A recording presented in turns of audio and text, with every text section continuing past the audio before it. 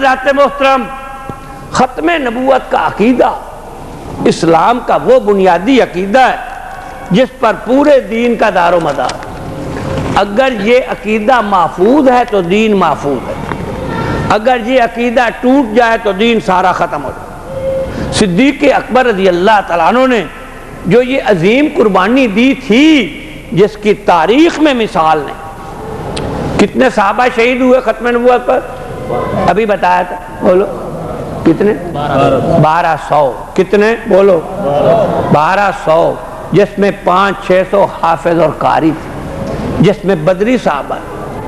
اور نبی کریم کے کل زمانہ نبوت میں 23 سال میں جو ٹوٹل صحابہ شہید ہوئے ہیں، کل مختلف جنگوں کے علاوہ ان کی تعداد ہے 259۔ ایک روایت میں 209۔ قاضی سلیمان منصور پوری نے باقاعدہ نام لکھے ہیں اپنی کتاب، سیرت کی کتاب ہے رحمت العالمین، اس میں انہوں نے 259 مرد، عورتیں، بچے، بوڑھے سب ملا کر 259 ساری 23 سال توحید پر، اسلام پر 259، اور صرف ختم نبوت پر کتنے شہید ہوئے؟ 1200۔ اس سے اندازہ لگاؤ کہ صدیق اکبر کے نزدیک ختم نبوت کے عقیدے کی اہمیت کیا ہے۔ اگر یہ عقیدہ محفوظ ہے تو دین محفوظ ہے۔ اگر حضور کے بعد کسی کو نبی مان لو دین نہیں بچتا۔ ایرانیوں نے بہاء اللہ کو نبی بنایا، بہاء اللہ نے قرآن منسوخ کر دیا، سارا دین بدل دیا، سارا دین، حتیٰ کہ قبلہ بدل دیا، حتیٰ کہ سال کے مہینے بدل دیے۔ سال کے مہینے کتنے ہوتے ہیں؟ بولو، سال کے مہینے 12، اسلامی مہینے 12، عربی مہینے، انگریزی مہینے 12،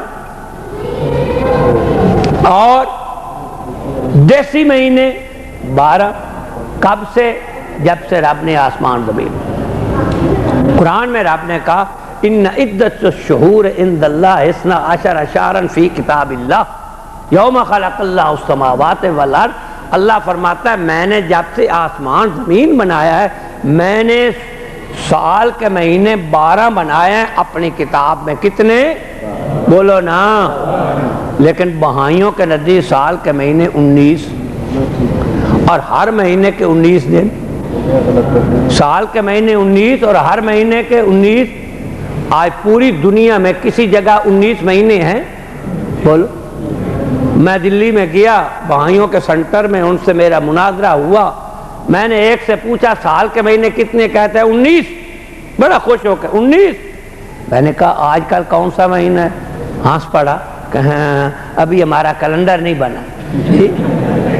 میں نے کہا 100 سال ہو گیا تمہارے نبی کو مرے ہوئے، ابھی تک تمہارا کیلنڈر بنا نہیں، وہ بنے گا کب؟ اور اگر بنے گا تو پوری دنیا کا نظام تو چلے گا 12 مہینوں پر، تمہارا 19 کا ایڈجسٹ کیسے ہوگا؟ سوچو، ساری دنیا کا نظام کتنے مہینوں پر ہے؟ تو 19 والا کیسے ایڈجسٹ ہوگا؟ میں نے کہا اچھا نام ہی سنا دو۔ ہنس پڑا، کہتا ہے یاد نہیں، ہماری کتاب میں لکھے ہوئے، لیکن مانتے وہ 19 ہیں۔ کیوں؟ ان کا نبی کہتا ہے 19۔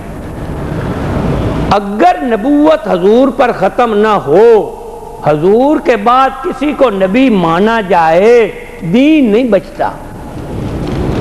صدیق اکبر نے جو قربانی دی تھی، اس لیے قربانی دی تھی تاکہ دنیا کو بتا دے کہ ختم نبوت کا عقیدہ کتنا اہم ہے۔ اگر ختم نبوت کا عقیدہ بچ گیا تو دین بچا، نہیں تو نہیں بچتا۔ مرزا قادیانی آیا، اس نے کہا جہاد حرام۔ میرے نبی نے فرمایا الجہاد ماذن الی یوم القیامہ، جہاد قیامت تک رہے گا۔ اب افغانستان میں جو ہمارے طالبان نے جہاد کیا، روس کی طاقت سے وہ جہاد تھا یا نہیں؟ آج کشمیر میں، چیچنا میں جہاد ہو رہا ہے یا نہیں؟ بولو تھا، ہو رہا ہے نا۔ میرے نبی نے فرمایا جہاد قیامت تک جاری اور نبوت میرے پر ختم، نبوت میرے پر ختم۔ قادیانی نے کہا کہ نہیں، نبوت جاری اور جہاد ختم، نبوت جاری اور جہاد۔ ہمارے نبی نے کیا کیا؟ نبوت ختم اور جہاد جاری۔ اس بے ایمان نے کہا نبوت جاری اور جہاد ختم۔ اب جو مرزا قادیانی پر ایمان لاتے ہیں وہ جہاد جائز سمجھیں گے؟ ہم اسی لیے کہتے ہیں کہ پاکستان کی حکومت میں، اس میں فوج میں قادیانی نہیں برتری ہونا چاہیے۔ کیوں؟ پاکستان جب بھی جنگ لڑے گا اپنے دشمن سے تو جہاد ہوگا یا نہیں؟ تو جو جہاد کو حرام سمجھتا ہے وہ کیا کرے؟ بس مسلمان پاکستانی سینے پر بم باندھ کر ٹینکوں کے سامنے لیٹ گئے تھے۔ چونڈا کا محاذ آج بھی گواہی دے رہا ہے کہ مسلمانوں نے اپنے بدن پر بم باندھے اور دشمن کے ٹینکوں کے آگے لیٹ گئے۔ کیوں؟ وہ سمجھتے تھے کہ شہید ہو جائیں گے، اور شہید ہو گیا تو ہماری تمنا پوری ہو جائے گی۔ جب جہاد ہی ختم ہوگا تو لڑے گا کون؟ قادیانی جہاد کو حرام سمجھتا ہے، وہ فوج میں لڑے گا یا غداری کرے گا؟ ان کی آج بھی تمام تر ہمدردیاں ہندوستان کے ساتھ۔ کیوں؟ وہاں ان کا قادیان ہے۔ قادیان کہاں پر ہے؟ بولو نا، ہندوستان میں ہے نا، مشرقی پنجاب میں۔ جو مرتبہ آپ کے ہاں مکے اور مدینے کا ہے، قادیانیوں کے نزدیک وہی مرتبہ قادیان کا ہے۔ وہ قادیان کو مکہ مدینہ سمجھتے، اس لیے کہ وہ ان کے جھوٹے نبی کا موعد اور مدفن ہے۔